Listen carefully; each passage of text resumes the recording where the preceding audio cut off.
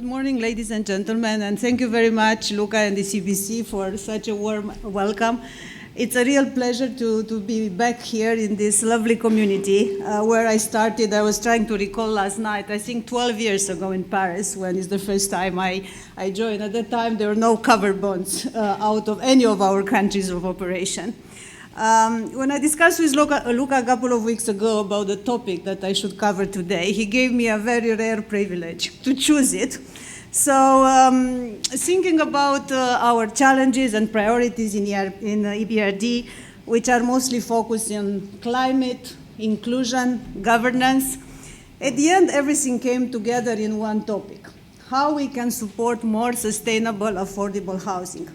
And nowadays, everywhere we operate, and we expanded a lot in the last years, now we cover more than 40 countries actually, in 3 continents.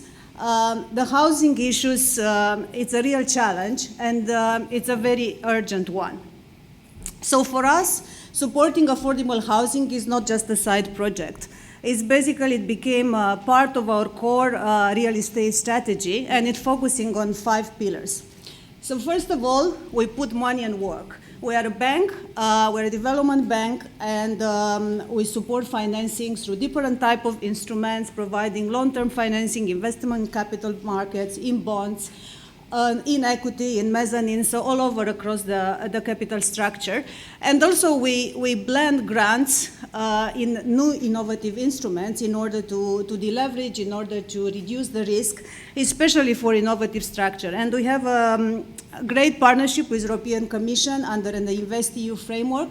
Under the infrastructure pillar, actually, we finance this type of project. We benefit of a risk sharing from the European Commission, which allow us to tap into this sector that is higher risk for us. Second, we mobilize underused assets. So for us, this is very important. We know very well that building new construction consumes more than 40% of CO2 emissions rather than renovating the existing one. And we have a big stock in our countries of operations. So reposition is this stock, trying to bring them to the market and make them greener if possible. It's also one of our priorities. Third is mobilizing capital. We act as a catalyst, we work with investors, we act as actor investors in structures, in bonds, in capital markets, but also in syndication and direct financing, trying to bring people with us, trying to bring people that are new to the market, that are not comfortable with the respective legislation, to co-invest with us, especially in the long-term finance. And last but not least, to priorities, because money is not enough in this space. So we work a lot on policy dialogue with the authorities on different topics, trying to bring new legislation, and covered bond is a beautiful example where we support lots of legislative frameworks in our countries of operation, in the Baltics that Luca mentioned, but in many others. And also on the housing space, we are trying to work with the municipalities to trying to improve the permitting, try to accelerate the procedures in order to allow more construction of housing. And last but not least, the regulators. So we work with regulators, not only on the legislation side, but we also try to improve the framework and try to bring benefits to support more of this innovative structure. Capital relief, it's one of these. We are looking at few situations where we can see if linking affordable housing with green can bring some capital relief to investors, long-term investors that are looking in this space. So we have basically a wide range of tools trying to support more construction and affordable housing, both on the demand side but also on the supply side. And let me share you a short story. So a few years ago, actually a while ago, I was going in Transylvania, which is a small town in Romania where I used to spend all my childhood. It was in the middle of the winter, and I could see all this, crumbling post-communist bloc. People were really struggling to pay their bills. It was quite a dire situation. But what struck me most, it was not the desperation of these people. It was the determination of these communities to find solutions, to find a better way to have better homes. And that moment stay with me for a long time, and it came back in EBRD when, years later, we developed an innovative solution in Lithuania with the Lithuanian Development Bank, VIPA at that time, now it's called ILTE, where together with the European Commission, we provided actually grants and supported the renovation of this type of apartments. Because housing is not just bricks and mortar, is resilience, is dignity. It's a foundation on which people build their lives. More challenges in our region on the supply side. Basically, after the communist regime, many people became homeowners. They received these properties they were able to buy. But there was no tools to support any kind of renovation, any kind of improvement. So a very fragmented ownership structure. Shortage of affordable homes. In our countries, most of the new developments were focusing on luxury development. So people that didn't have lots of means to buy, they couldn't buy these properties.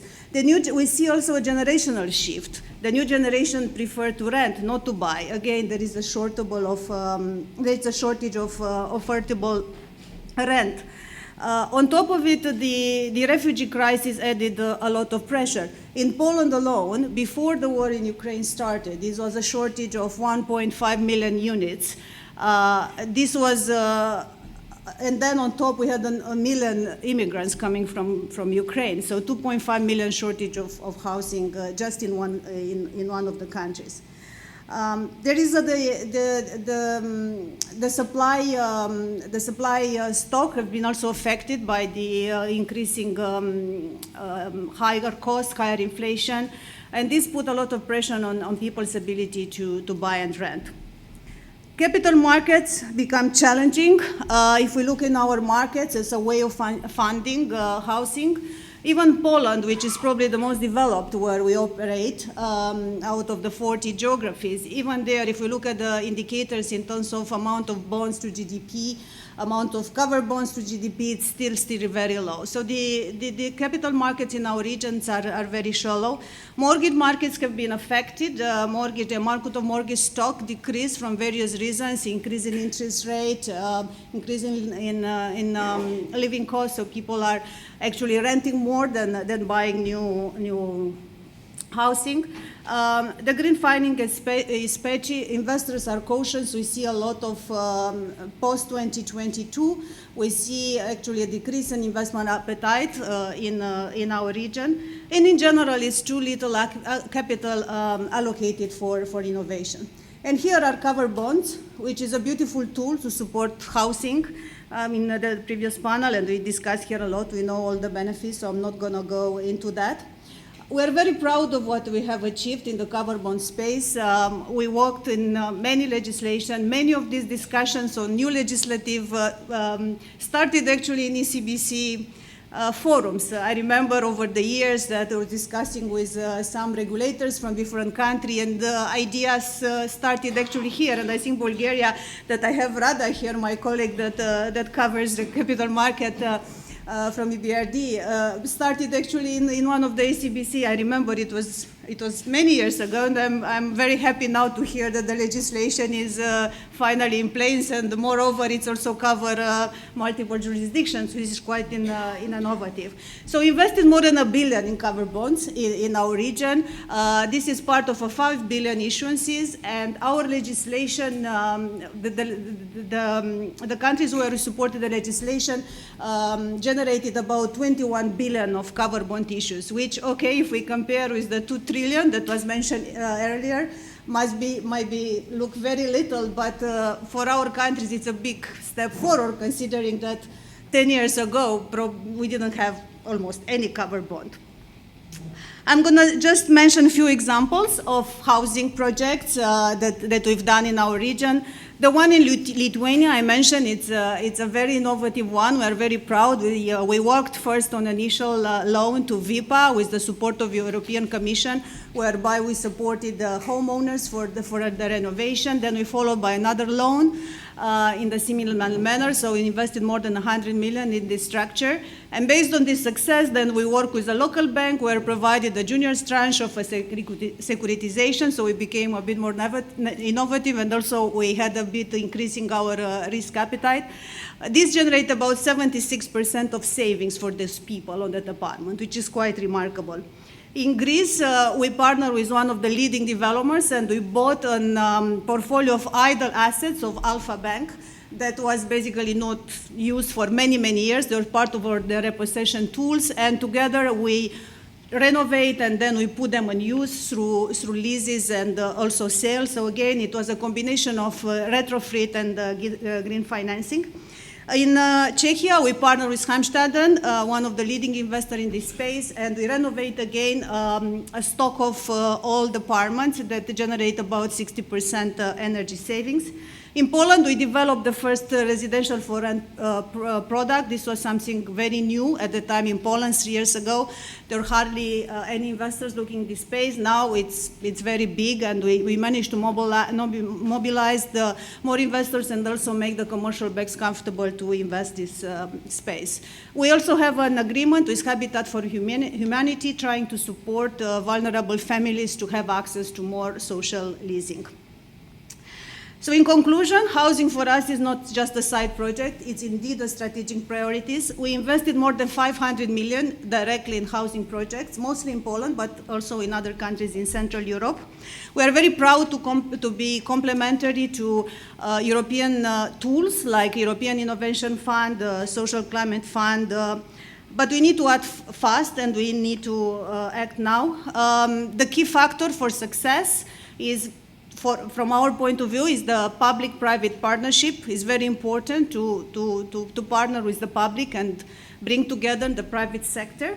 Political commitment, and also having the tools, the support from the EU or other donors for risk sharing in order to facilitate this type of innovative structure. So from brick to bonds, we are very proud to turn the local needs into investment opportunities, and we are looking forward to do more in this space. And I'm going to stop now because I know I am between you and the coffee break. Thank you.